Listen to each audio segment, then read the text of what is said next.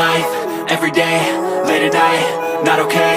All I want, and I pray, all I need are some better days. Fuck me, I'm looking in the mirror, so foggy, but I've never seen clearer.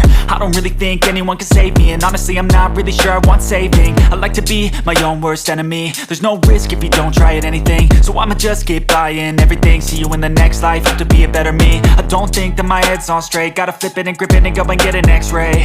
What's wrong with me? I just feel weight pushing on my chest and it squeezes till I suffocate. Better change my mindset, meditate. It's pretty cool that I'm alive and have better days. I could walk, see, hear, I should celebrate. Think I could change my mind, maybe elevate. Living life, every day, late at night, not okay.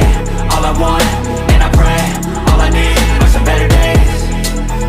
Yeah, all I need are some better days. Cause all I want, and I pray, I believe in the better days. I'm kinda stuck between a rock and a hard place. Do I work hard or live at my pace? You're only young once, yeah that's all great, but I also want a future where I'm okay. Living life is doing lots of cocaine. Wait no, it's living with no shame. Wait no, it's sleeping in on Sundays. I guess it's different for each of us and that's okay.